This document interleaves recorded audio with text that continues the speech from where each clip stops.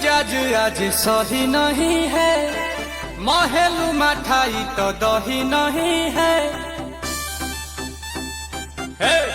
कहो लागे मिजाज